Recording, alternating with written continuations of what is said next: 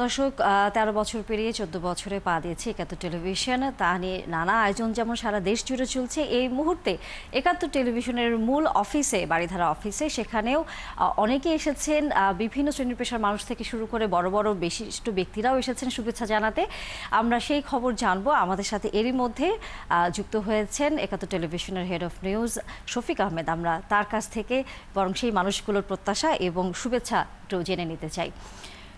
শফিক আহমেদ, আপনাকে শুভেচ্ছা। একাত্তর টেলিভিশনের ১৪ বছরে পা দিয়েছেন। নিশ্চয়ই আপনার সাথে যারা এসেছেন তারা একাত্তর টেলিভিশনে নানা প্রত্যাশার কথা বলছেন। নিশ্চয়ই আমরা সেই খবর জানব। শুভেচ্ছা জানাচ্ছি একাত্তর টেলিভিশনের ১৩ বছর পেরিয়ে ১৪তম বছরের পদার্পণের এই শুভক্ষণে। একাত্তর টেলিভিশন সংবাদ নয় সংযোগ, যেহেতু সংযোগটা শুধুমাত্র সংবাদের মধ্যেই না, সংবাদের পেছনে, সংবাদের সাথে যারা জড়িত তাদের সাথে সংযোগটা হচ্ছে একাত্তর টেলিভিশনের।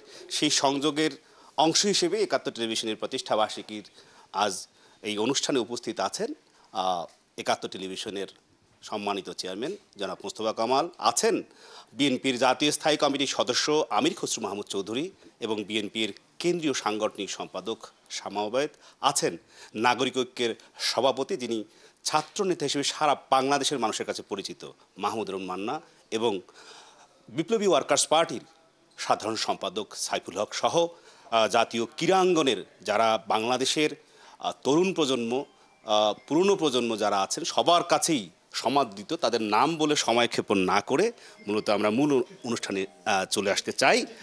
কেক কাটার এই অনুষ্ঠানে আমরা স্বাগত জানাচ্ছি যারা আমাদের সম্মানিত অতিথি আছেন, আমাদের চেয়ারম্যান মহোদয় সাথে নিয়ে। আপনারা যদি কেক কেটে একাত্তরের এই ১৪ বছরের পদার্পণকে, যাত্রাকে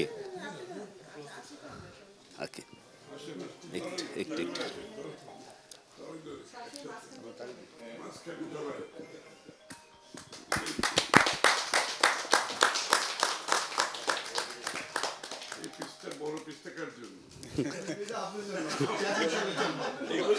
কেউ খায় না, এগুলোর কাছে যায় না।